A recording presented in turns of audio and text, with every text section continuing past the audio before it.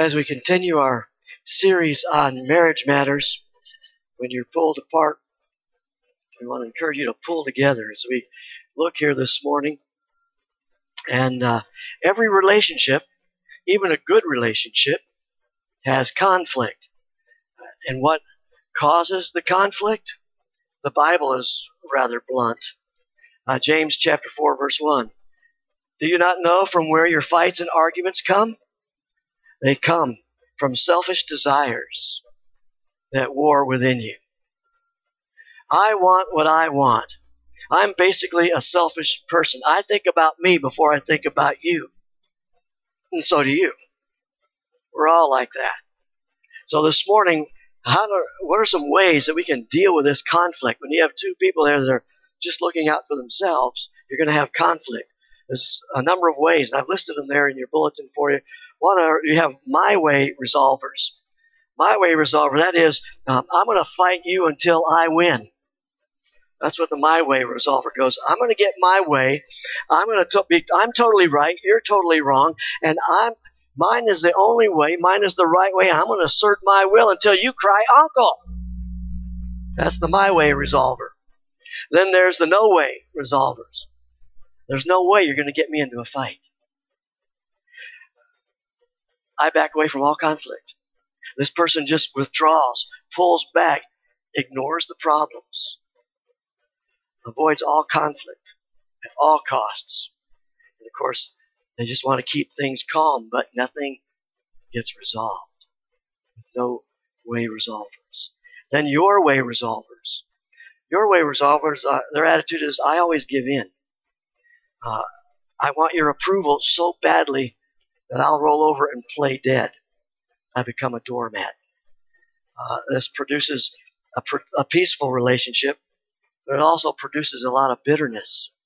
And when you're never winning, when your voice is never heard, after about 6 years, 8 years, 10 years, you walk out of that relationship.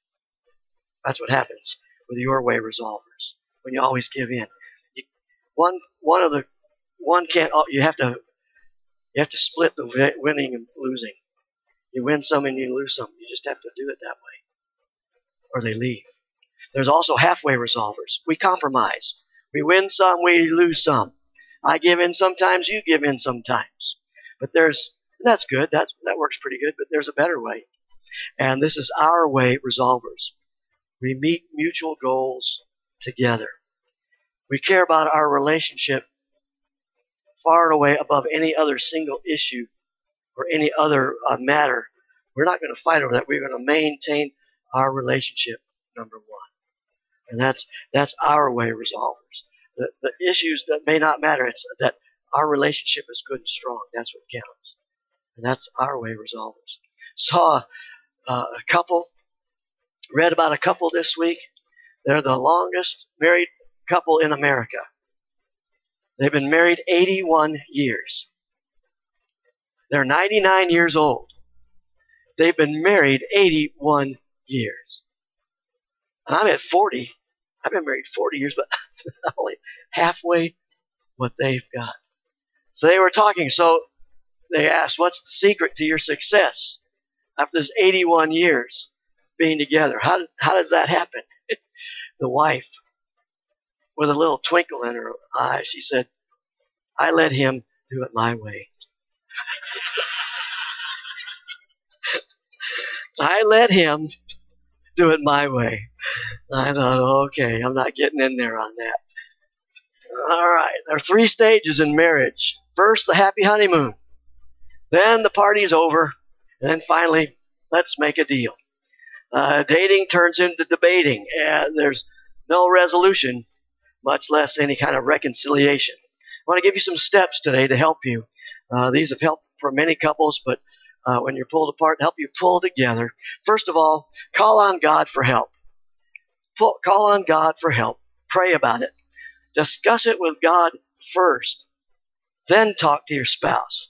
There's been times in our 40 years of marriage that I've been irritated at Sarah, my wife. For some of you, it's the piano player. And she may be neglecting me. She may be doing something I want her or expect her to do, and she's just not doing it. And so I talk to the Lord about it. And then the Lord talks to me about attitudes and actions. And I'm realizing I haven't been doing some of the things I'm supposed to be doing. And it's amazing, as soon as I start doing the things that I'm supposed to be doing, she automatically kicks back in without a word from me. But you go to the Lord first. Ask God. Ask God for help in these areas. James 4:2 says, you quarrel and fight. You do not have because you do not ask. One day you stood before people and you said, I do. But you were thinking, I expect. You said I do, but you were thinking, I expect. Here's what you expected. Good. All my needs will be met. This person is the answer to all my hopes and dreams and needs. Life is going to be brand new because of this, and you're going to fulfill me in every way. No. Only God can do that. Don't put that on your spouse. How do I know that I'm looking to others to meet my needs and not looking to God? It's called anger. Anger is a warning light that says, I'm expecting somebody to meet my needs. When I have a need for you to be on time and you're late, when I have a need for you to notice me and you don't, when I have a need for you to do something and you're not doing it, I get angry. I get angry. And anger is a warning light that you're trusting the wrong thing. God says, you do not have because you do not ask. You have not because you ask not. So go to God first. Second thing, I need to confess my part of the conflict.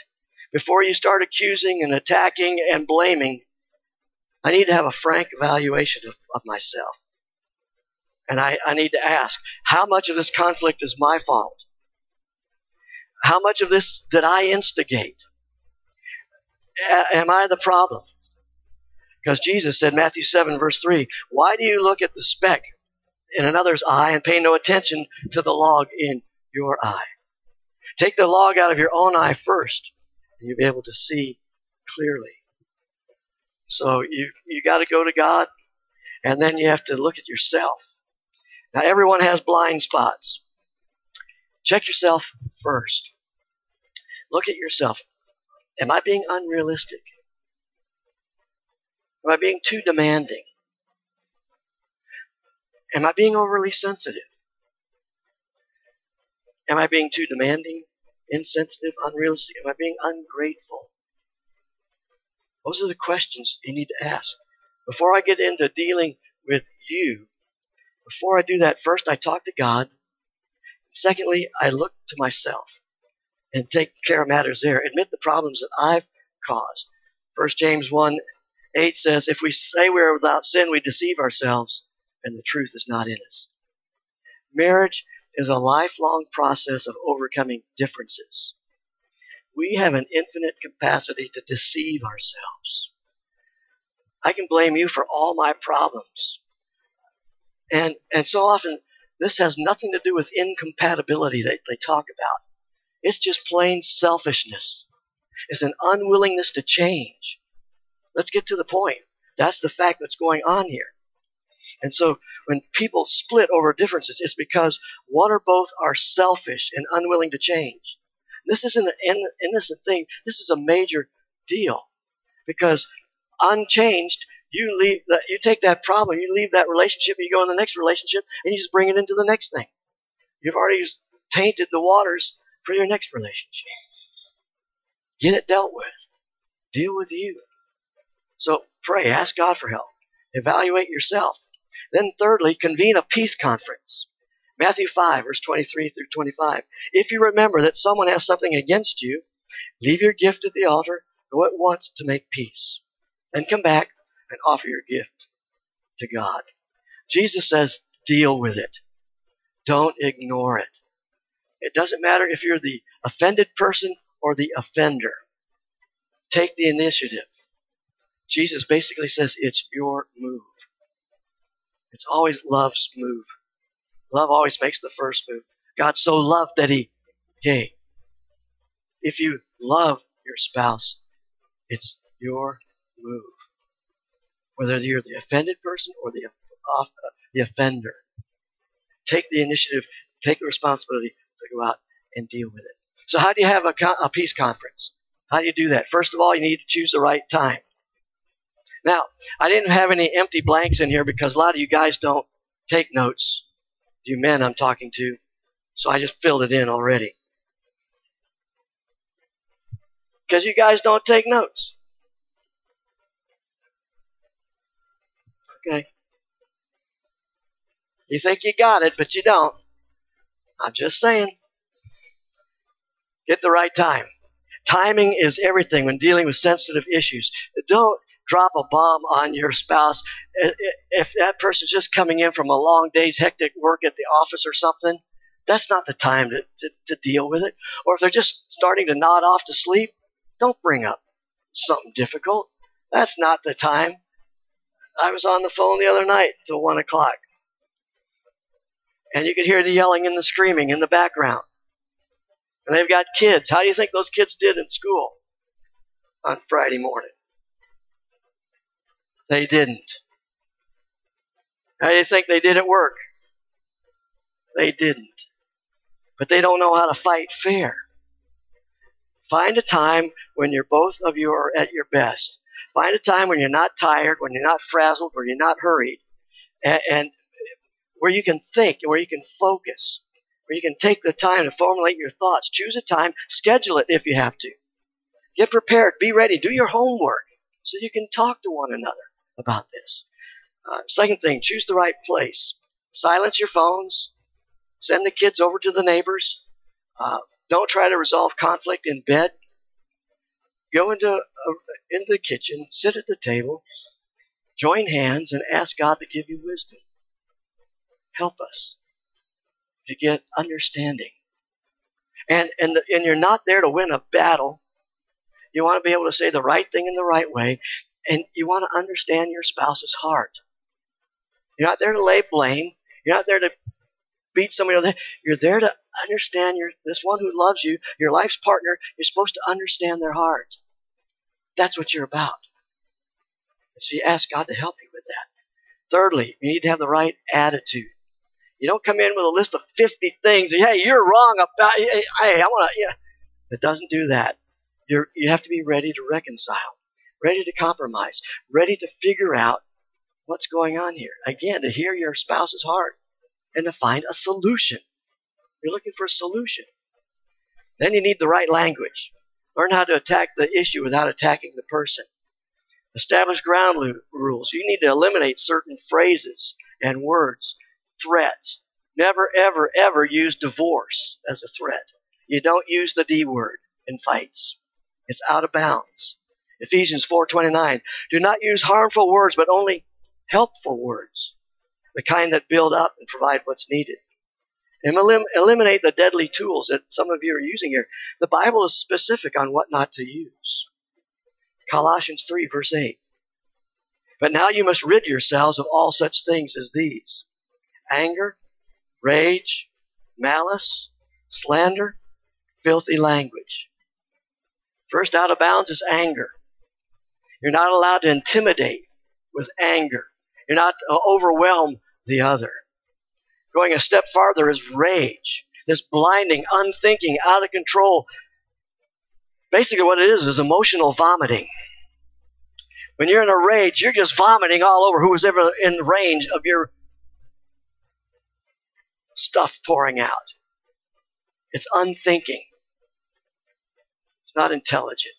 It's just spewing. It's just spewing stuff. Anger, rage are out of bounds. Put away malice. It's saying things that hurt. You say it with an intention of slicing and dicing, of hurting, or you're pushing the hot buttons of their. You know they're hot buttons, so you go there and you start pushing those buttons. Then you're not to use slander. That's insults, belittling, labeling, judging, snide remarks. Then do away with filthy language from your lips. No foul mouth, no vulgarity, no obscenities, no profanity. I have no respect for a man who cusses out his wife. Little men belittle their wives. And vice versa. You gals, stop the nagging. Stop the disrespecting and the degrading. You're cutting your husband off at the knees and you don't even know it by comments. So put away all that stuff. God knows what you say to your spouse. The Bible says you will give an account for every idle word. So think before you go into this thing. Is it true? Is it inspiring? Is it necessary? Is it helpful? Is it kind? A lot of times you don't even need to say stuff because it's not that helpful. It's not kind. It's not informative. So think before you speak on some of this stuff. Don't play the mind reader game. Oh, you know. Oh, no, I don't know. Oh, you know what you did. Yeah, you know. I don't know. Oh, if you loved me, you would know. No, girls, we don't. No. We're not mind readers. Talk to us. We can't read your mind. Don't pull that stuff. Words are a lot clearer. Words work great. Keep it simple. And say what you mean and mean what you say. Come out and say it. Don't play the mind reader game. Talk to one another. You never get your point across by being cross. And you're never persuasive when you're abrasive. Speak the truth in love. Let's make this stuff out of bounds. When we get mad and frustrated, we're going to fight fair. We're going to be nice. So then, number 5, I consider my spouse's perspective. Philippians 2:4. Look to each other's interests and not merely your own. Now, folks, I don't live in an ivory tower. I'm married too, you know. I know what goes on in your homes. I've been in counseling for 40 years with people. I've been brought into all kinds of living rooms. I've been brought into all kinds of marriages, listening to people, talk to people. And it can be very difficult out there. So I'm not just here blowing smoke at you. It takes hard work. It can be done. But I know some of you are in really bad places. And when the fur is flying, it's anger and the kids screaming, the dogs are barking. Look to each other's interest and not merely your own. It's tough. It's hard. The Greek word there for look, the Greek word is scopus. It's like a scope on a rifle or a microscope. It means focus. Pay attention. Focus on your spouse's needs. Understand where they're coming from. This is not natural and it's not easy because we want to defend ourselves. But you have to make an intentional shift in your point of view. When your spouse is talking, you're not listening. You're just loading ammunition. And as soon as they take a breath, boom! You unload on them. You give it all you've got. You're not listening. You're just firing away. And we don't stop to consider what our spouse is saying. We don't listen and we don't understand the issue from the other side.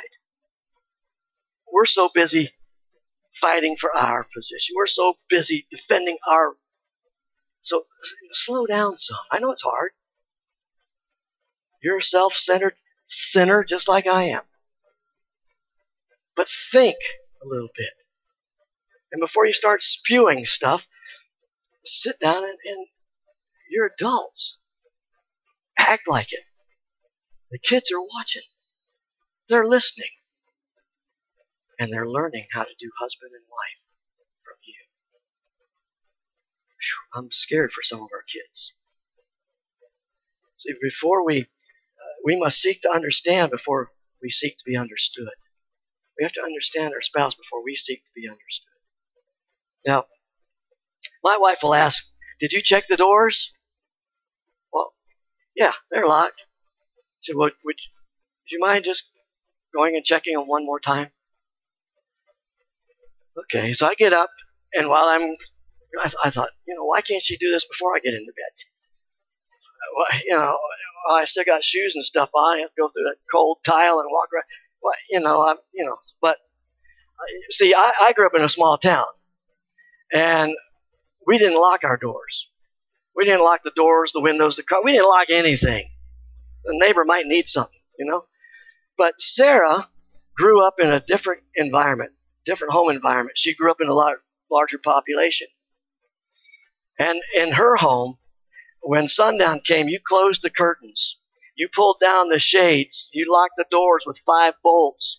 You turned on the 10,000-watt spotlight on the back porch and on the driveway. You switched on the electric fence. You released the attack dogs. You pulled up the bridge and you filled it with alligators.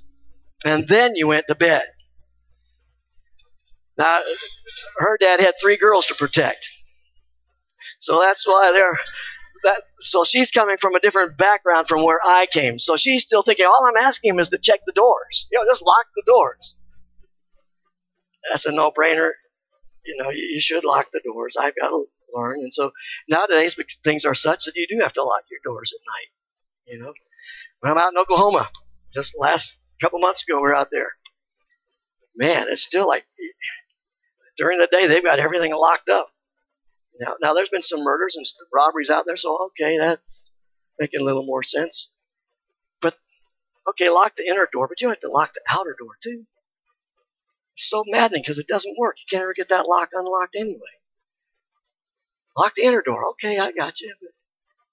But I have to try to learn this from Sarah's point of view.